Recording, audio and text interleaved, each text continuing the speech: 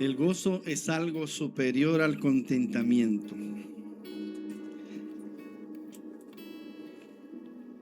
El contentamiento, como todas las emociones, son importantes, ¿verdad? Porque quien nos diseñó, gracias, ¿verdad? Nos diseñó con emociones, con sentimientos, con todas las herramientas necesarias para disfrutar de este maravilloso regalo que llamamos vida y servirle al Señor con todo el corazón. Pero el gozo es una manifestación del fruto del Espíritu. Está escrito que el fruto del Espíritu es amor, gozo, ¿ah? Y si el amor está de primero, eso nos dice algo, ¿verdad? Pero que el gozo esté de segundo, ¿ah? También nos debe decir algo. Un contentamiento silente, que no depende de ninguna circunstancia, ¿ya?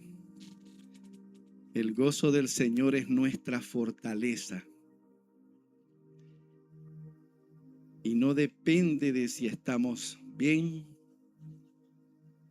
o consideremos que estemos bien o mal, enfermos o sanos, prosperados financieramente o batallando en algún momento de nuestras vidas. El gozo del Señor sigue siendo nuestra fortaleza. Bueno, hermanos,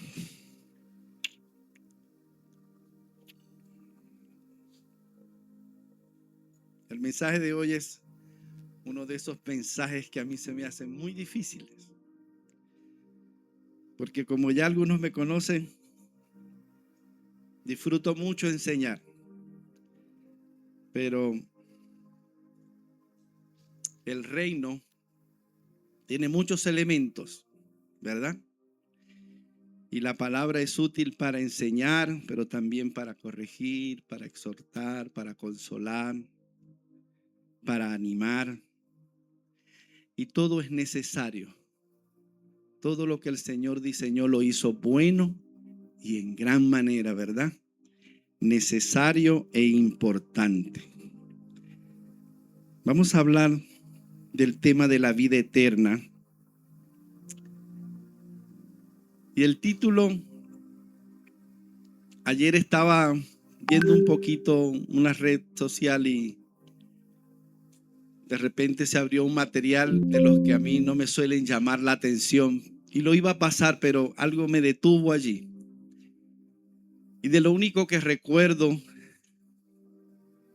de ese mensaje que transmitían allí era de una frase que decía: se nos acaba el tiempo. Se nos acaba el tiempo. El tiempo es algo difícil de definir, ¿verdad? Hay un concepto de tiempo que aprendí en física de tercer año que decía: es la suma de los momentos. Eso es la suma de los momentos. Hay muchas definiciones y unas muy extensas y otras filosóficas. Pero como en su momento me gustó mucho la física, me quedé con ese concepto. El Señor nos colocó en este lugar por un tiempo determinado. A todos. Hay un estudio que tengo tiempo que no doy que trata dos principios: principio de temporalidad y principio de eternidad. ¿Ya?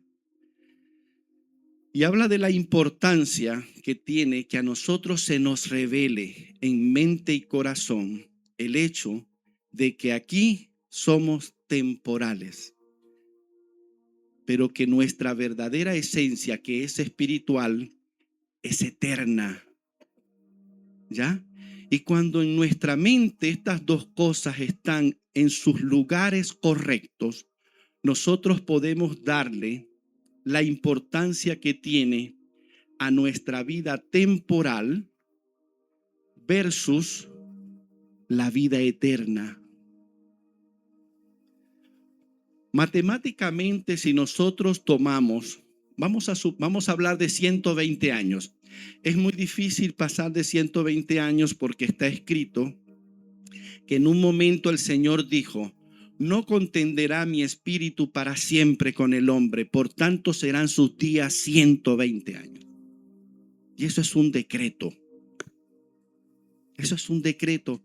Y vaya que es difícil. Vaya que es difícil pasar de 120 años. Si nosotros tomamos esos 20 años, suponiendo que todos, ¿verdad? Todos llegan a esa edad y nosotros vamos a llegar a esa edad. Si nosotros tomamos esos 120 años y los dividimos entre 100,000, ¿verdad? Va a dar una cantidad muy pequeña. Un 0,000, no sé, y algunos enteros.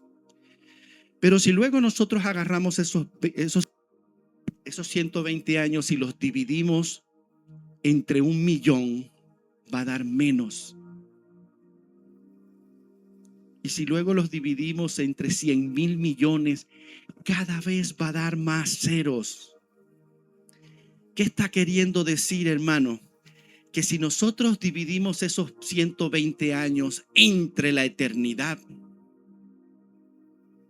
se vuelve nada. Se vuelve nada.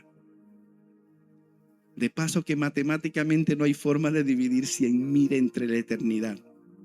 Pero yo lo que le quiero decir es que cuando nosotros observamos nuestra temporalidad aquí versus lo que nos espera por diseño, a nuestra mente viene esa idea real, dura, dependiendo de nuestras prioridades. Porque hay personas que al acercarse al final de sus días terrenales pueden asumirlo como tristeza. Y hay quienes se entristecen y sus familiares también se entristecen, y en fin. Pero están los que se alegran cuando ven que ese día se está acercando. ¿Y por qué, mi hermano? ¿Por qué en la Escritura nosotros encontramos gente que en un momento dado, al verse acercarse al final de sus días, lo manifestaron con contentamiento y con alegría? ¿Por qué? Porque se iban a encontrar con el Señor. Eso, porque se iban a encontrar con el Señor.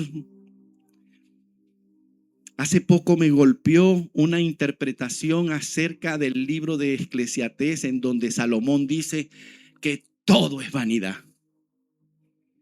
Porque yo pensaba que vanidad era sin valor.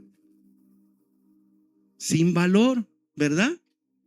Porque es dentro de la connotación nuestra, de nuestro castellano o nuestra occidentalidad, no sé. Pero yo pensaba que era sin valor y yo decía: Señor, pero ¿cómo que la vida es sin valor? Y el mensaje lo que dice es que la palabra hebrea allí para vanidad es un suspiro, un sueño.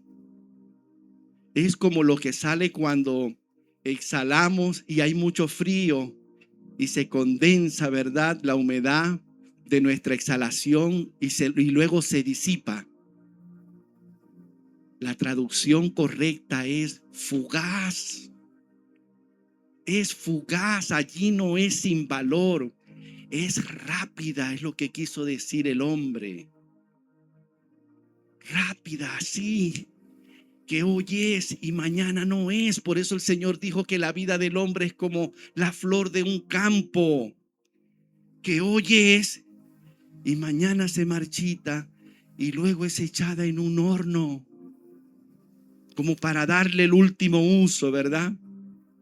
El último aprovechamiento. Es fugaz.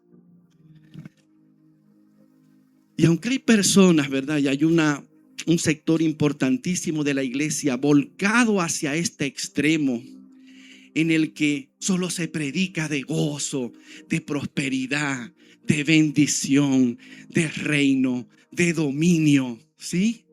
De que vamos para adelante, mi hermano, que sí se puede y que todo eso es verdad.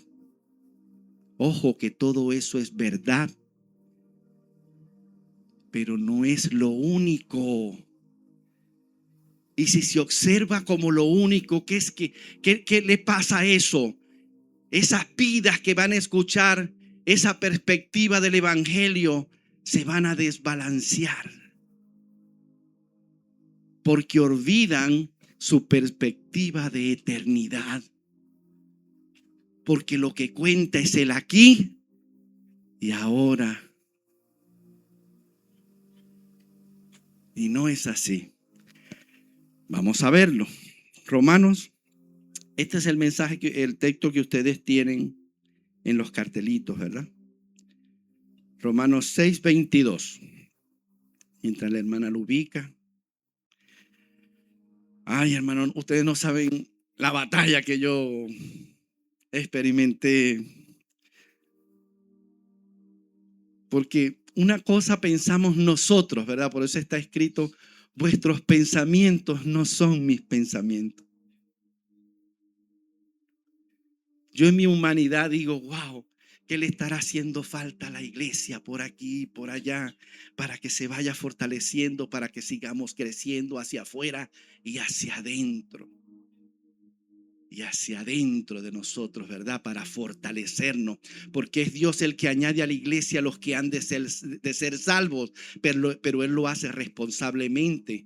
Cuando se produce un equipo capaz de ayudar al que viene, al que Él va a traer, ayudarlo a que se transforme a la imagen del Hijo de Dios, que es a lo que cada uno de nosotros hemos venido a esta tierra, a transformarnos a la imagen del Hijo de Dios. Mas ahora, librados del pecado y hechos siervos a Dios, tenéis por vuestro fruto la santificación y por fin la vida eterna. Allí fin es telos, propósito, ¿ya? Puede ser fin de tiempo también, pero dependiendo del contexto, puede ser propósito. Entonces, el Señor me dio este texto y así se lo pasé al pastor sin saber y entender bien por qué.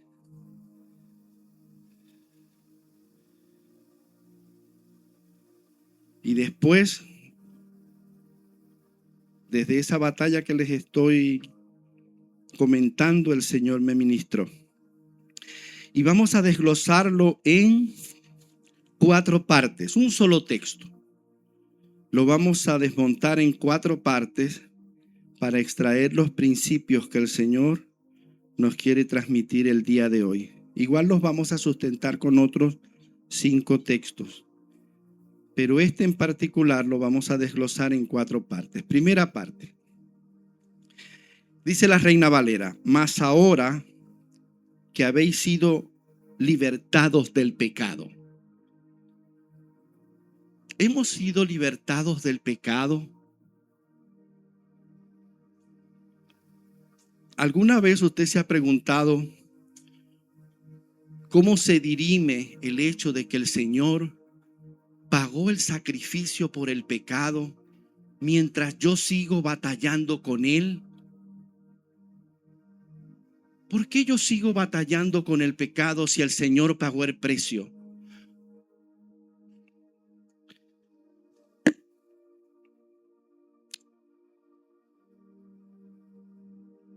Juan 1, del verso 29 al 34.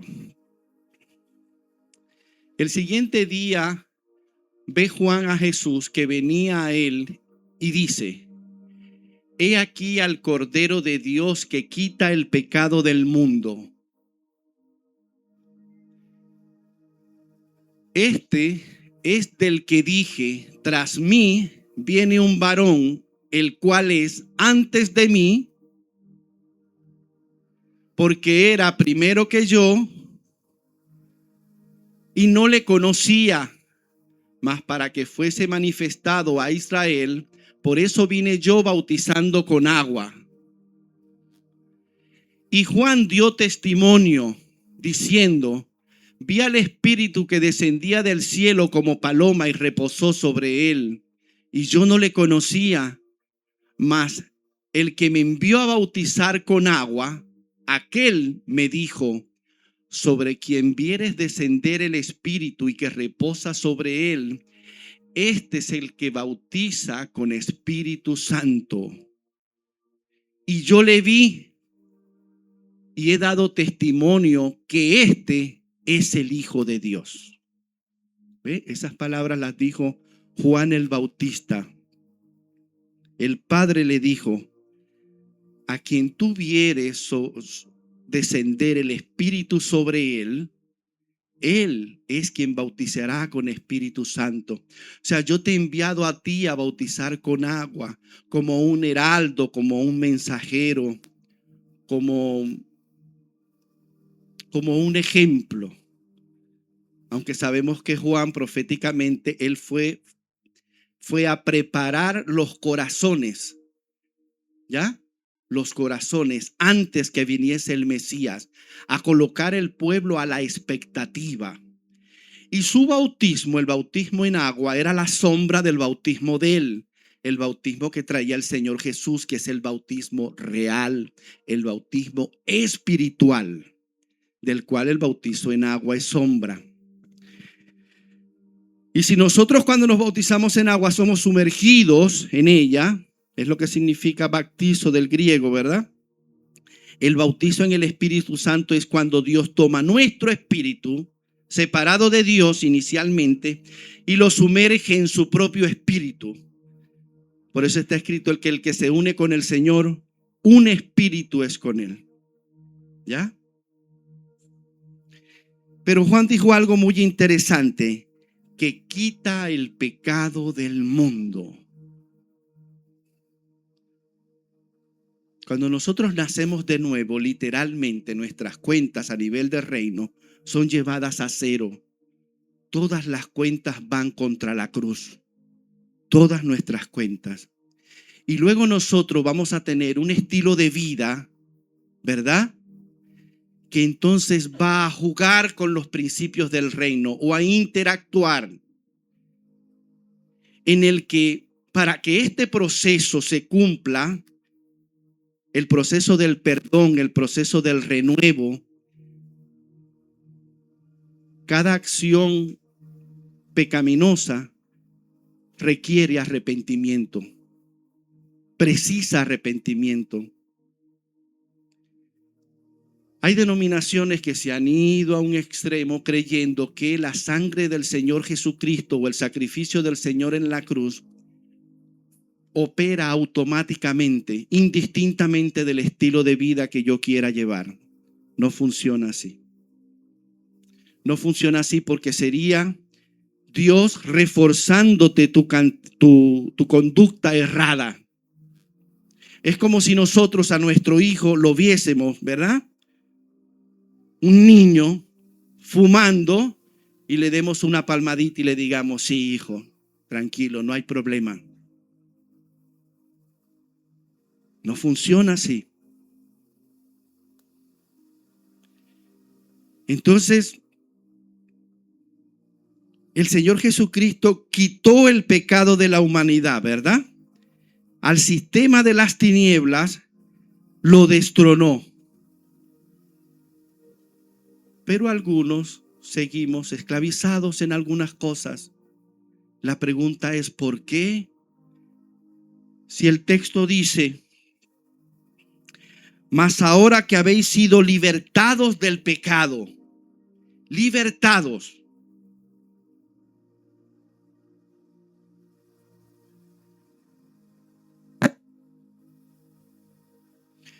Porque el hecho de ser libre precisa obediencia.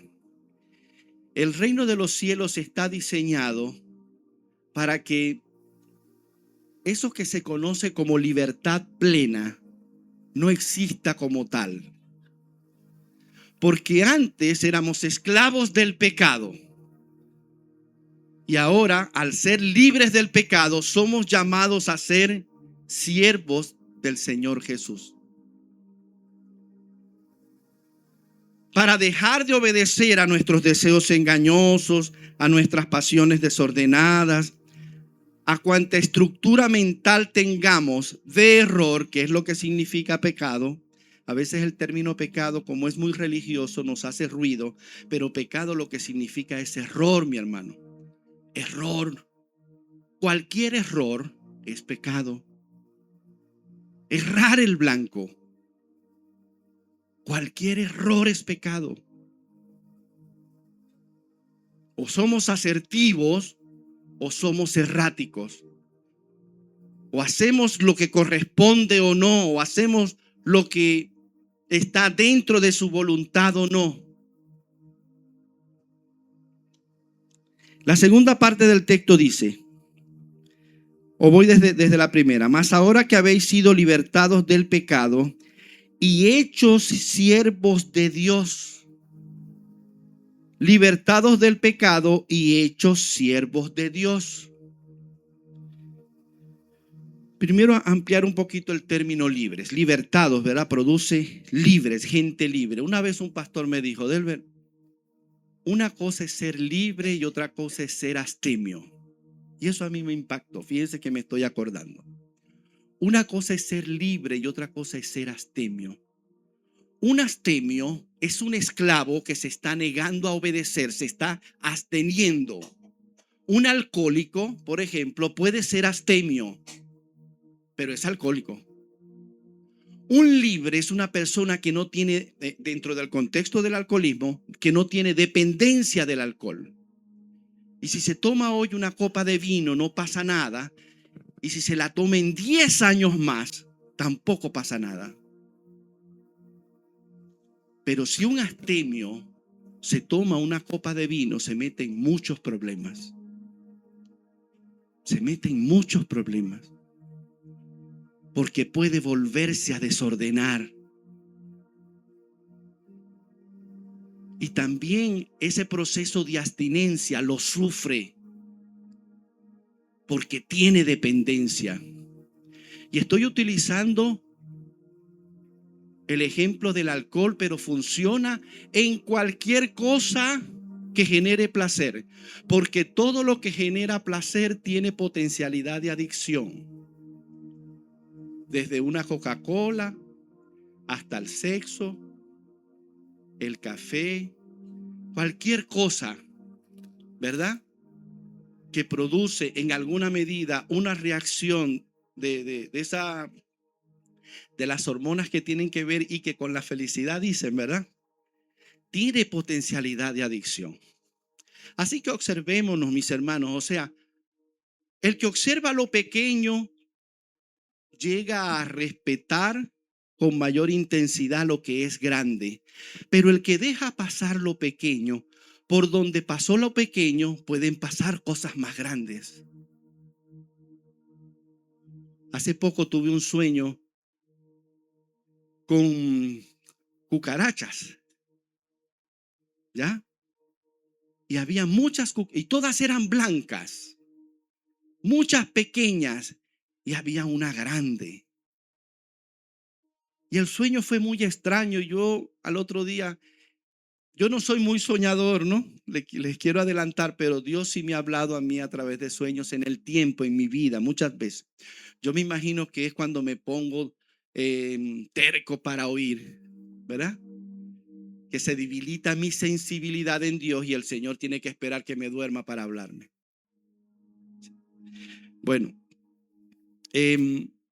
entonces yo después le dije, Señor, eso son pecados, eso es pecado, esas son cosas dañinas, en el que cuando le abres la puerta de tu corazón a algo pequeño, no solo pasa eso, pueden pasar muchas cosas pequeñas y en algún momento para colarse algo grande. Por eso es que si no tomamos café nos duele la cabeza, dejemos que eso nos llame la atención porque ya hay un poquito de dependencia allí. Porque yo pudiera tomarme una taza hoy, pero, y eso no debe significar mucho. Pero si mañana no me la tomo y me duele la cabeza, wow, ya mi organismo me lo está pidiendo. Y por esa tendencia conductual me puedo empezar a permitir cosas con mayor potencialidad de destrucción a nivel de salud, a nivel de familia, a nivel de matrimonio, X. Así que les dejo eso por ahí. Una cosa es ser libres, mis hermanos, y otra cosa es ser astemio. Y Dios nos los llamó a ser astemios. El Señor nos llamó a libertad. Él nos llamó a ser libres, ¿ya? A que no dependamos de nada que no sea de Él, ¿verdad? Romanos 6:16. ¿No sabéis que a quien os prestáis vosotros mismos como siervos para obedecerle, sois siervos de aquel a quien obedecéis, o del pecado para muerte, o de la obediencia para justicia? Significa, hermanos, que cuando nosotros nos debilitamos en nuestra santidad, ¿verdad? Que es la actitud. Hace unas clases atrás hablamos de que la santidad no es un estado, sino que es una actitud en la que yo me aparto de cualquier clase de mal. Eso es santidad. Un santo es el que se aparta, no el que está glorificado ya y no peca y flota como Gasparín. No. ¿Quién conoce a Gasparín? ¿Sí? ¿Sí saben quién es Gasparín? Era un fantasmita. Se les cayó la cédula, hermano.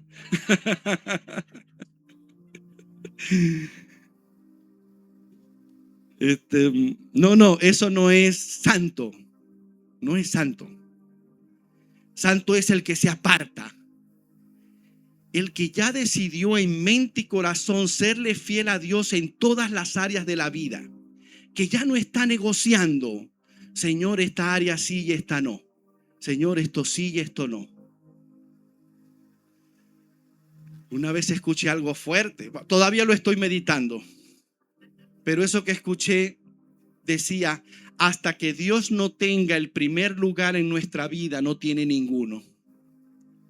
Porque el Señor no cabe en segundos lugares, ni en terceros lugares, ni en cuartos lugares. Él solamente cabe en el trono de nuestro corazón, en el centro. Fíjense lo que dice entonces: ¿no sabéis que a quien os prestáis vosotros mismos por siervos para obedecerle, sois siervos de aquel a quien obedecéis, o del pecado para muerte, o de la obediencia para justicia? ¿Qué está diciendo el apóstol Pablo? Que cuando erramos, no estamos haciendo lo que queremos. No, porque es que yo quiero, porque es que a mí me gusta. ¿Saben qué es eso? Una manifestación de la ignorancia, que en nosotros hay dos naturalezas y que nosotros decidimos en cuál fluir. Pablo dice que la naturaleza del espíritu es contra la carne y la de la carne contra el espíritu. Y estas dos se oponen para que no hagáis lo que quisierais. Cuando fluyes en la carne, la naturaleza espiritual se opone. Esto se va cristalizando y se va debilitando en el tiempo, a manera de que cuando fluimos en error, muchas veces ya nada nos redarguye. Ahí hay problema. Ahí hay problema. Allí la gracia nos soltó y caímos al nivel de la justicia. ¿Han leído? ¿Has caído de la gracia? Caímos en el rango de la justicia, en el que se siembra lo que se cosecha. Y ya lo que viene allí, dice el autor de los Hebreos, es una horrenda expectación de juicio. ¿Y qué es expectación? Lo que se espera. Cuando ya no nos redarguye el espíritu, ya hay serios problemas, porque lo que viene es la consecuencia de nuestras malas siembras. para que nosotros, ¿verdad? Todo eso, recuerden que el reino está sustentado por el amor de Dios. Todas las etapas. La etapa de la gracia, la etapa de la ley y la etapa de la misericordia son expresiones del amor de Dios. Son recursos que el reino utiliza para rescatarnos. En el que cuando no queremos obedecer por la palabra, porque somos niños, mientras extendemos, reflexionemos por dolor. Y en esas etapas, cuando duele, ese niño, ¿verdad?, que se ha negado a adquirir el conocimiento para entender, le pregunta al Señor, ¿por qué, Señor? Y Él lo produjo todo. Porque somos responsables. Ningún padre quiere que su hijo sufra, y menos el Señor. Pero somos nosotros los que por terquedad, por rebeldía, por obstinación, nos enfrentamos al diseño del reino. De manera que no hay libertad, mis hermanos. ¿Cómo que no? No. Quien nos diseñó con esas dos naturalezas, porque una entró por Adán y yo no fui responsable. Está escrito en Romanos que la creación fue sujeta a vanidad. Y no por su propia voluntad, dice allí Pablo, sino por causa de aquel que la sujetó en esperanza.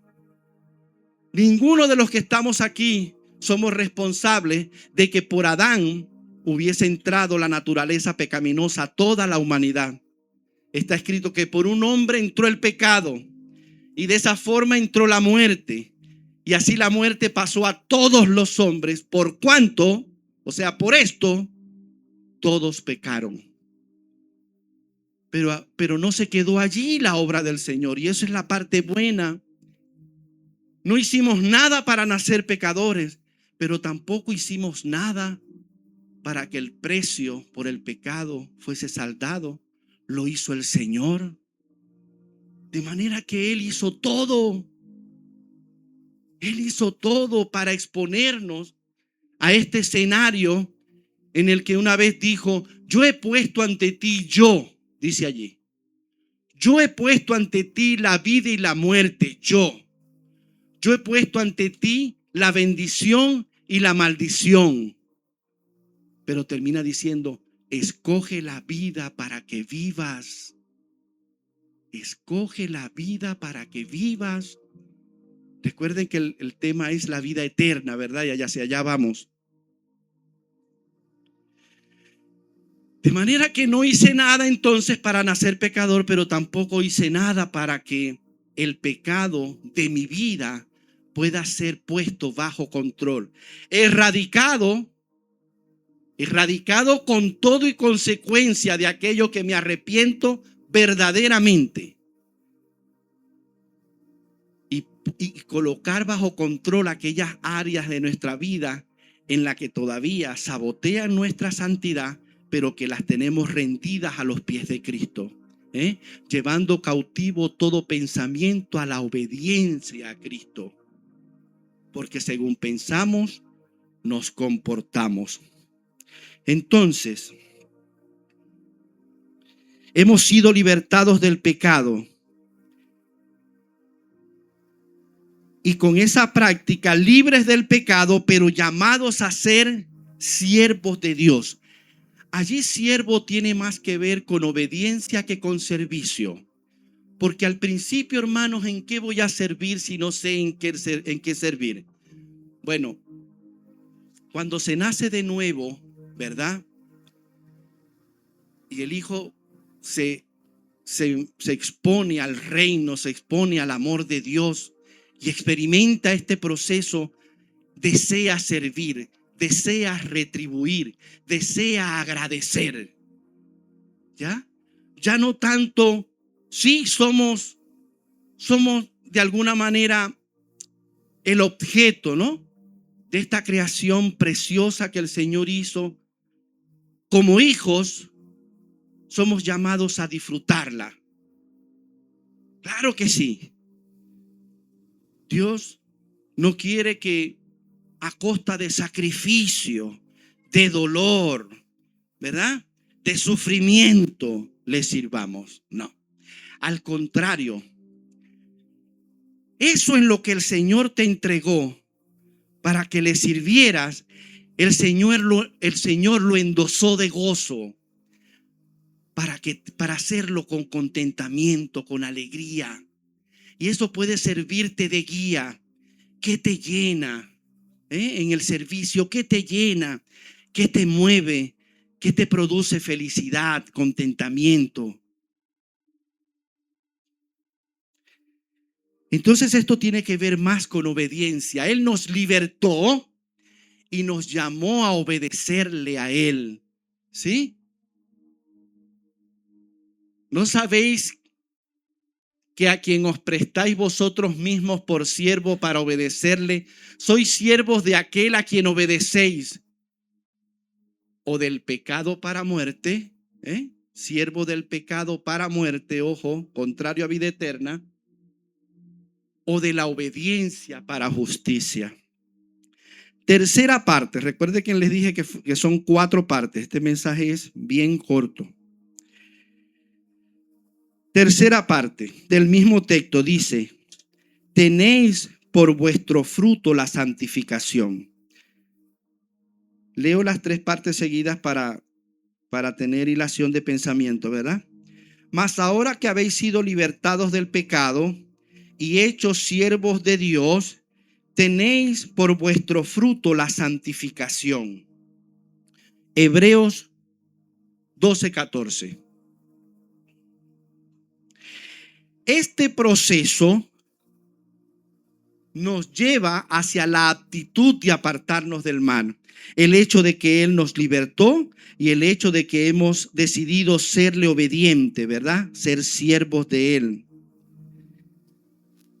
Hebreos 12:14 dice: seguid la paz con todos y la santidad, sin la cual nadie verá al Señor. Recuerden que paz es shalom, y shalom es más que tranquilidad, ¿ya? Es armonía. Shalom es un estado armónico de bienestar. Es un estado armónico. Es el hecho de estar bien o en control de las diferentes áreas de tu vida. Hay un saludo hebreo en el que ellos preguntan, en hebreo por supuesto, ¿verdad? ¿Cómo está tu shalom? Y no exactamente están preguntando ¿cómo está tu tranquilidad? Porque para nosotros paz es tranquilidad, ¿verdad? Irnos a una montaña y relajarnos, ¿ya? No, pero shalom es más que eso, ¿sí? ¿Cómo está tu shalom? Es cómo está tu vida. ¿Cómo está el resultado completo de tu vida? ¿Cómo estás como padre, como esposo, como hijo, como amigo? ¿Cómo estás? ¿Cómo está tu trabajo? ¿Cómo está tu salud? ¿Cómo está todo? Nosotros a veces preguntamos, ¿cómo está todo? Es algo así. Amén. Entonces fíjense, seguid la paz con todos. Esto tiene que ver con que la armonía de tu vida no solamente sea de tu vida, sino que esa armonía está también de alguna forma, toma en cuenta la armonía de tu prójimo. Seguid la paz con todos. A veces nos especializamos en nosotros, ¿ya? En mi relación con Dios, en mi relación con mi pareja, en mi relación con mis hijos, en mi trabajo. Una vida en la que las diferentes áreas de mi vida todas están ensimismadas. Todo tiene que ver conmigo. En donde esas áreas no son más que expresiones. Alguien dijo algo fuerte, no lo dije yo. Expresiones de mi propio egoísmo. Son como expresiones de mí mismo. en donde si mi esposo o esposa, mis hijas o mis hijos, mi trabajo, mi papá y mi mamá, mis hermanos, mi círculo está bien, entonces todo está bien. Hermano, y el prójimo, que también es hijo de Dios y por lo tanto tu hermano, es parte de tus prioridades también. Es parte. El evangelio de Cristo,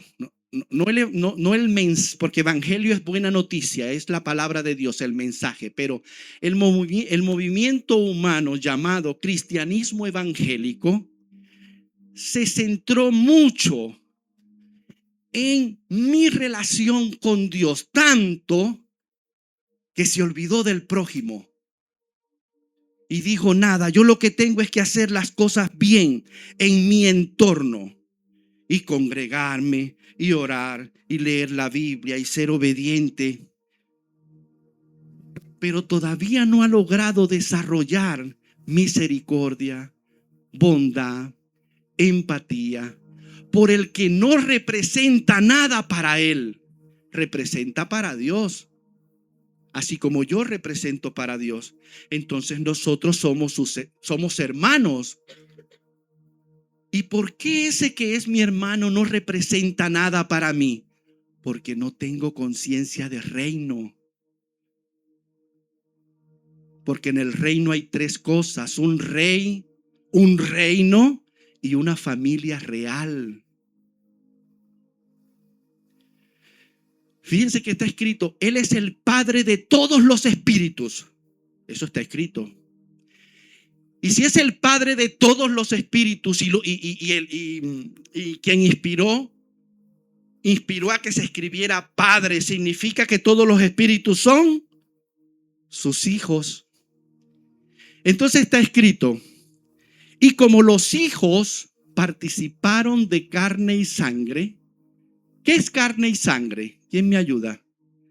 Cuando la Biblia dice: Pedro, no te lo reveló carne y sangre, cuando el Señor le dijo a Pedro, no te lo reveló hombre alguno.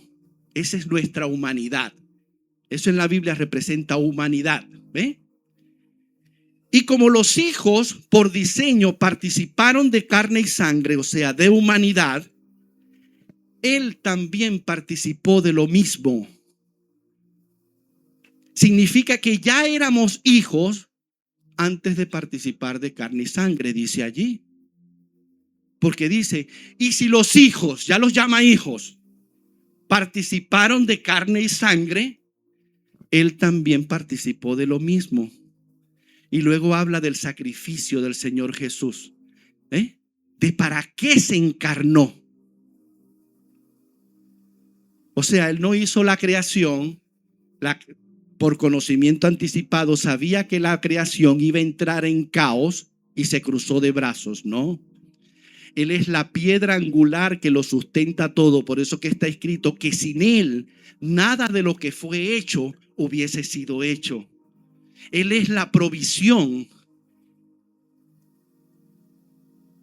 que sustentó a la responsabilidad de Dios por haber creado. El mismo Dios, porque está escrito que Dios estaba en Jesús reconciliando al mundo consigo. Seguid la paz con todos habla de que ese perseguir de shalom, de armonía de mi vida, al que todos somos llamados, porque somos llamados, ¿verdad?, a ser responsables y a que nuestra vida tenga el mayor orden posible. Dios es un Dios de orden, amén. Ok, pero con todos.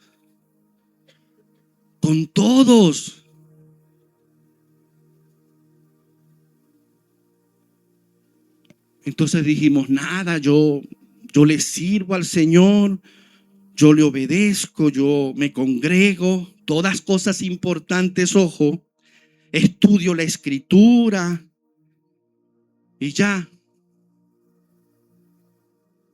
Pero ¿y el prójimo? Yo digo que un ministerio, por eso es que el Señor no se equivoca, por eso es que el Señor, yo tengo un amigo que él decía, porque era maracucho y hablaba así, los maracuchos hablamos al revés, ¿no? Él decía, está bruto Dios. Cuando él entendía algo así, él decía, está bruto Dios.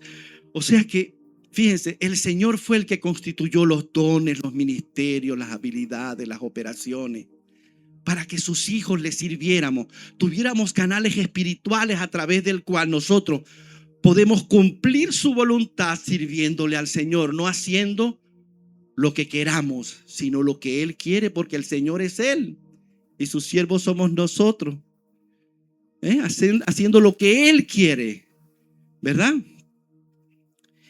Entonces, Él endosó ese servicio con alegría y creó estos dones, ministerios, ¿verdad? Operaciones, habilidades, talentos, y todo lo concentró en la iglesia, en la asamblea.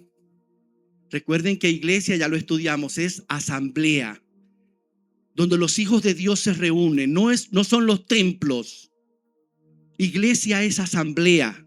Eclesia del griego es asamblea, los llamados afuera a una reunión para tratar cosas importantes. De manera que un ministerio concentra todo lo necesario para poder servirle a Dios con la mayor eficacia y eficiencia posible.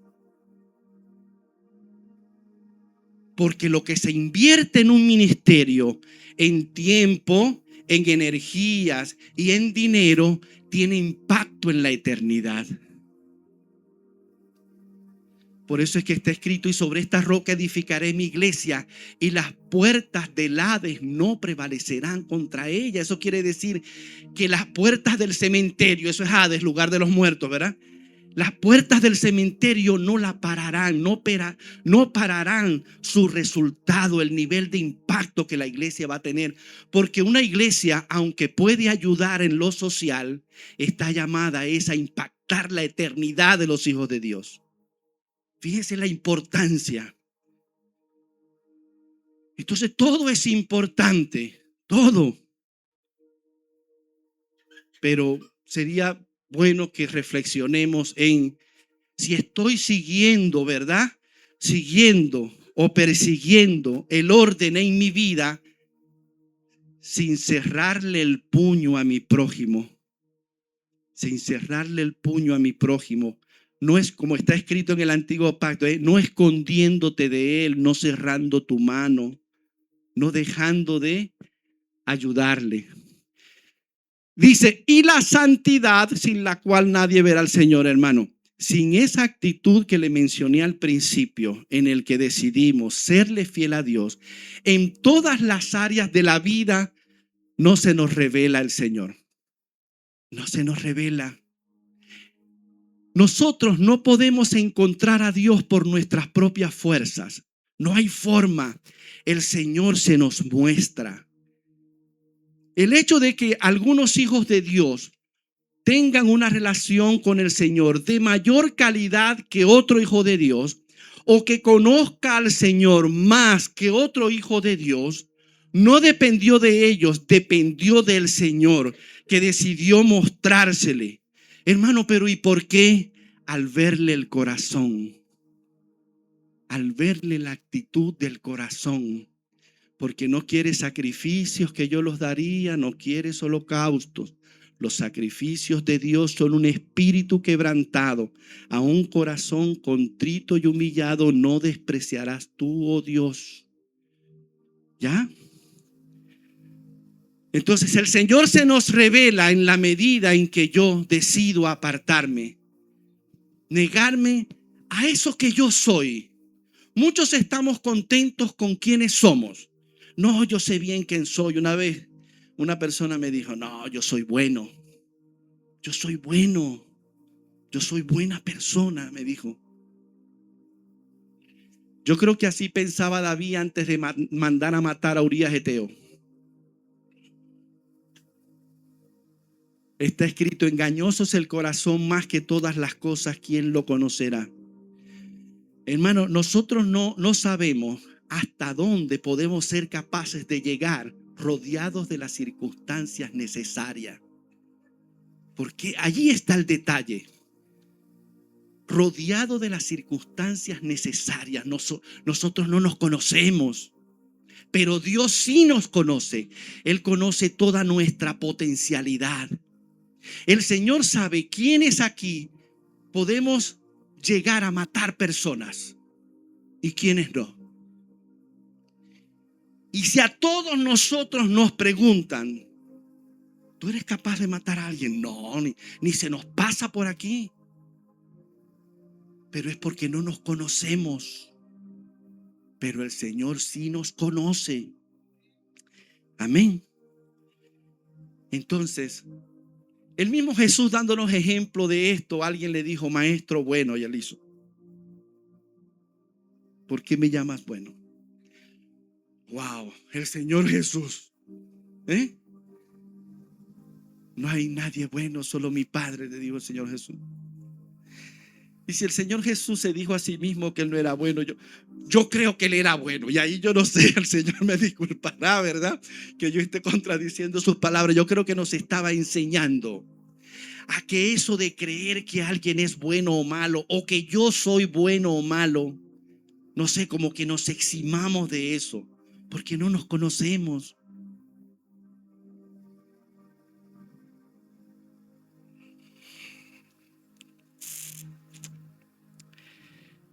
Tened por vuestro fruto la santificación. Antes de pasar a la cuarta parte y cerrar, hago un pequeño resumen, ¿verdad? Mas ahora que habéis sido libertados del pecado y hechos siervos de Dios, tenéis por vuestro fruto la santificación. Es una secuencia. Es una secuencia que no es automática. Ojo, fíjense. Yo pude haber sido libertado del pecado, pero no servirle a Dios. Porque no le obedezco. Porque obedezco a mis propios instintos, a mis propias pasiones, a mis propios deseos. No le sirvo. Ahora,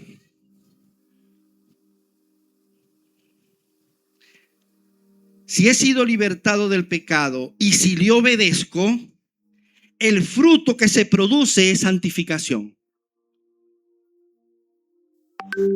Me aparto del mal. Me aparto del mal. Una vez un amigo me dijo, es que me gusta. Yo le dije, no te gusta. No te gusta. Le gusta a tu carne, pero tú no eres tu carne. Eso se llama un deseo engañoso. Lo que es que tu carne tiene control sobre ti en este momento, porque la estás obedeciendo en sus deseos y sus pasiones. No te gusta, dale la oportunidad al Señor. Obedece al Señor, ponte a sus pies y verás que serás libre. Y eso que hoy te domina y que dices que no puedes dejar de hacerlo porque te gusta, un día lo podrás despreciar. Pero hay que someterse al proceso. Tenéis por vuestro fruto la santificación y como fin la vida eterna. Se nos acaba el tiempo. Se nos acaba el tiempo. A cualquiera que yo le preguntara aquí, tenga 15 años, tenga 50 años, tenga cualquier edad, yo le preguntara, los años que han pasado en tu vida, ¿han pasado rápido o han pasado lento? No ha habido el primero que me ha respondido, han pasado lento. Todos me han dicho, han pasado muy rápido. No me he dado cuenta, ya tengo tal edad. Cuando tenemos 15 vemos a una persona de 50 y decimos, ya, pobrecito, ya vivió bastante, si está enfermo. Hay un chiste de un hermano de un cuñado que dijo así, alguien se murió de 50 Y él dijo, bueno, pero vivió bastante, pero tenía como 20 y tanto en ese momento. Y a mi hermana, que no se le olvida nada, es increíble la memoria que tiene mi hermana. Ahora tiene 52 y le preguntó, mira, ¿vos te acordás aquella vez que vos me dijiste esto y esto? No, chica, pero si yo lo que... Tiene 52 ahorita, En su cumpleaños mi hermana le preguntó y él dijo, no, es que yo estoy en la flor de la vida. Si yo estoy en la flor de la vida, muchacha. Claro, porque ahora tiene 52, pero antes tenía 25. Indistintamente de la edad que tengamos, el tiempo pasa rápido. Y cuando tengamos 80 y miremos hacia atrás y cada vez estemos más cerca de ese momento, ¿verdad? En el que nuestra temporalidad terminará y comenzará nuestra eternidad. Y miremos hacia atrás siempre. La conciencia nos va a decir, pasaron rápido, porque está escrito, todo es fugaz, como les dije. Todo es fugaz, todo es rápido. Él vio que, Dios mío, el hombre se afana y trabaja y se esfuerza y tal, no sé qué, ya lo que hacemos así, se muere. Entonces todo es vanidad, no sin valor. Hay cosas que son muy rápidas y muy bonitas. Hay cosas que son rápidas, que no duran mucho, pero son bonitas e importantes. ¿Verdad que sí? A veces uno comparte una hora con el ser querido. Una hora es poco tiempo, pero eso es importante y es bonito. ¿Verdad que sí? Entonces, no porque algo sea fugaz no significa que no tenga valor, sino que es fugaz.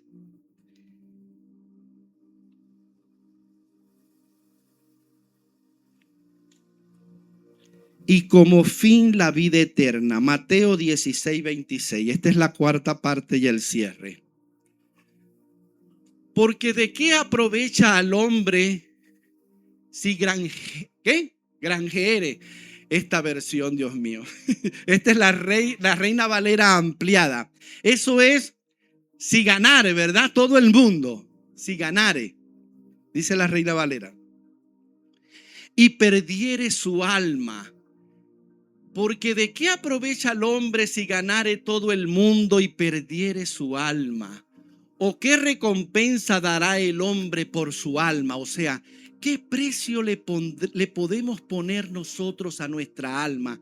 ¿Cuánto vale nuestra eternidad? Si alguien me dijera, hey, por ahí, quienes supuestamente y que hacen pactos y que venden su alma, yo digo, wow, o sea, un nivel de irresponsabilidad increíble. Ustedes no saben qué es vender su eternidad. Pero ahí dice, ¿o qué recompensa dará el hombre por su alma? ¿Cuánto vale? Si a ningún ser humano cuerdo le dirían, te doy 100 millones de pesos por tu mano derecha, córtatela ahí. O te doy 1.000 millones de pesos por un ojo, dame un ojo ahí, te doy 1.000 millones de pesos. ¿Quién vende un ojo? ¿Quién vende un ojo? Dios mío. Pero hay gente que vende el alma, la eternidad. ¿Ustedes se imaginan el nivel de irresponsabilidad de eso? El otro texto. Con este terminamos. Lucas 12, 20 y 21. Y le dijo Dios, casi nadie, ¿verdad? Este fue el hombre que trabajó mucho y acumuló mucha cosecha. Y hubo un momento donde ya no hallaba dónde guardar sus cosechas. Y dijo, ¿qué haré? No tengo ya dónde guardar las cosechas. En vez de decir, ya sé, voy a compartir, voy a disfrutar y voy a compartir. No, él dijo ya sé lo que haré. Voy a tumbar los graneros, voy a seguir trabajando para seguir acumulando y ahí sí diré, gózate alma mía y disfruta de todo el fruto de tu trabajo. Y ahí viene el 20 y dice, y Dios le dijo, necio, esta noche vienen a pedirte tu alma y lo que has prevenido, ¿de quién será? Así es el que hace para sí tesoro, ¿ve? Y no es rico para con Dios. ¿Qué es allí tesoro? Todo lo que vale mucho para él.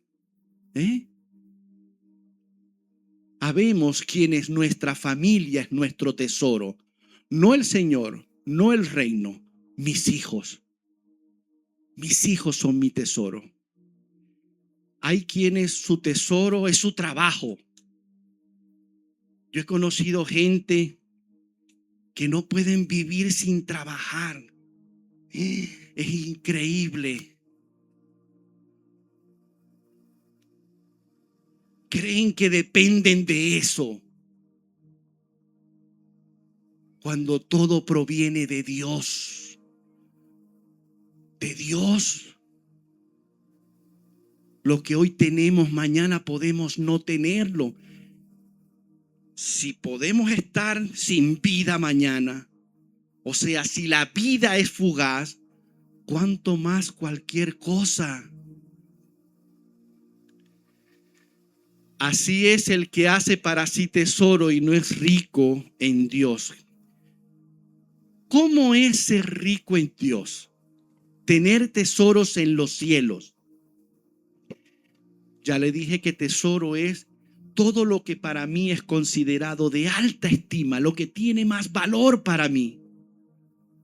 Lo que debe tener más valor para mí es el Señor mismo. Es su reino, es mi prójimo, no solo los míos, toda la familia real. ¿Ya? Todo eso tiene un impacto en mi eternidad y no se quedará aquí con la muerte. No se perderá con la muerte. Este proceso, voy a leer el texto, dice: mas ahora habéis sido libertados del pecado y hechos siervos de Dios. ¿Ve? Somos libres, mantengámonos libres, obedeciendo al Señor, teniendo como fruto de estas dos cosas la santificación y el resultado, ¿verdad? El propósito, y como fin, teniendo por vuestro fruto la santificación y como fin la vida eterna. Esto que les voy a decir es triste. Nosotros no estamos de ese lado, porque la antítesis de la vida eterna es la muerte eterna. Es la muerte eterna. Literalmente nosotros estamos decidiendo si nuestra alma va a tener vida eterna o no. Tu alma, tu identidad, lo que tú eres, la experiencia que está teniendo tu espíritu en esta vida física y temporal, eso eres tú, tu personalidad, como tú te llamas, quien tú eres. Se está jugando que eso pase a la eternidad o no. Una vez alguien describió este proceso con un ejemplo. Las personas que pierden la razón, de alguna forma sufren abandono. Y este abandono se produce por dos razones. Una, o sea, si hay un ser querido que pierde la razón y yo me le acerco, ¿verdad? Y lo saludo y no me reconoce, ni se reconoce a sí mismo y no sabe nada, sino que habla puras incoherencias. Eso, como es un ser querido, me produce dolor. Y como a nadie nos gusta sentir dolor, la persona deja de exponerse a eso y abandona para protegerse.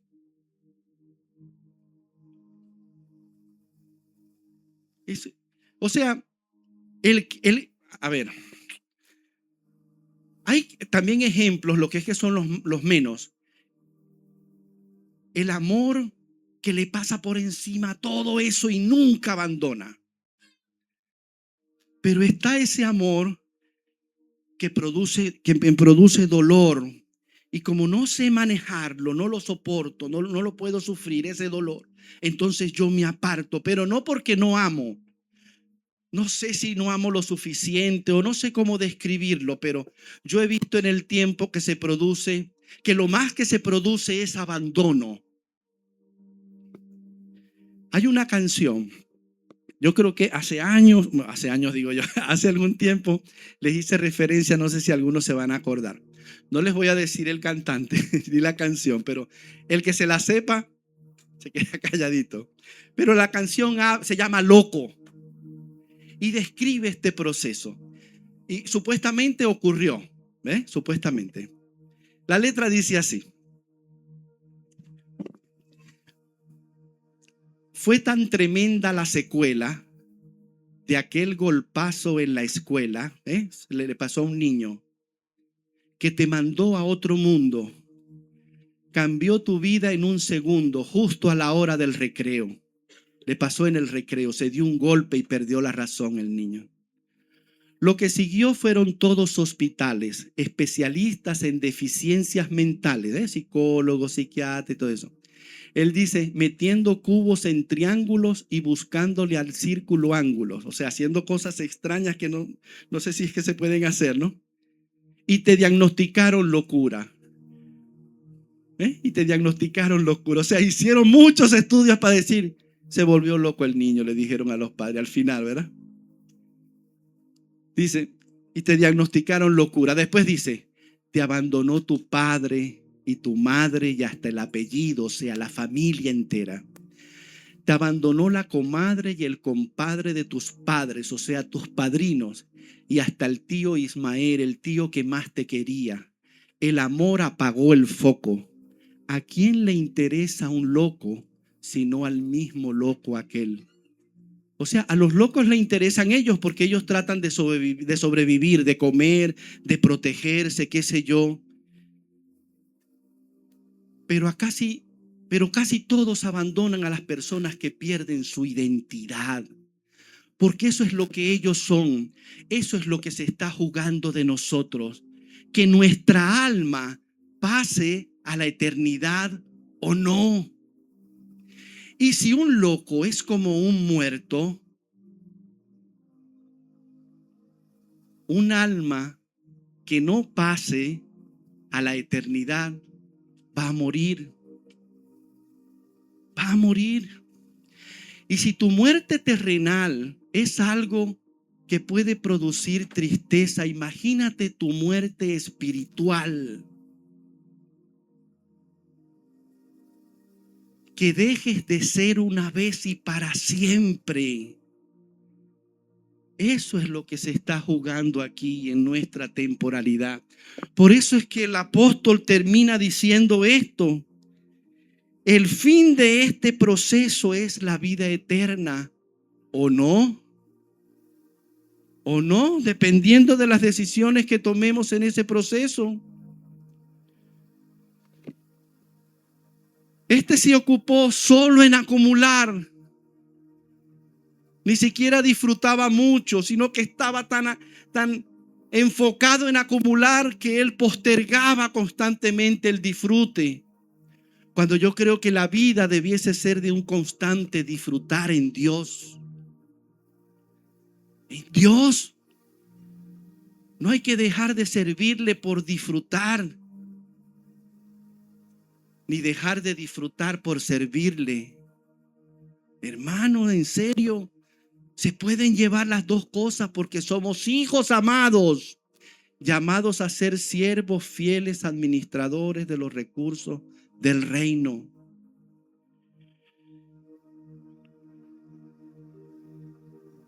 A ver, no era lo que quería enseñar, pero recibí esto. Delbert, viene un tiempo en el que hay que enfocarse urgentemente en lo importante. Urgentemente en lo importante. Yo no sé a cuántos de nosotros se nos está acabando el tiempo. Yo no sé si la iglesia, ¿verdad?, está calificando para terminar de recibir las podas necesarias y que el equipo que se está formando se complete, el Señor nos complete para algo más grande que le viene al ministerio. Exactamente, no sé si el objetivo sea personal o grupal o ambos. Pero ya he visto esta tendencia a nivel mundial. Está pasando en Argentina, está pasando en Estados Unidos, en varios lugares en Europa. Hay quienes dicen se acerca un avivamiento. Hay quienes dicen se acercan momentos para la humanidad de conmoción en el que el Señor va a fortalecer a sus hijos para que se mantengan y puedan salir firmes de estos procesos. Estemos a la expectativa. El Señor dijo, velad y orad. Velad es estar atentos y orar es estar en comunión. O sea, estén atentos y en comunión en todo momento. Atentos y en comunión, no distraídos. Nos distraímos con facilidad. Nos distraemos. La familia, el trabajo, la empresa, los estudios. Todo eso es importante, mis hermanos. Pero lo podemos llevar de la mano con nuestra conciencia de reino. Porque los siervos del Señor atendieron sus responsabilidades sin dejar de servirle a Dios. Amén. Allí sentaditos vamos a cerrar nuestros ojos y le vamos a dar gracias al Señor. Padre, en el nombre de Jesús, te damos gracias.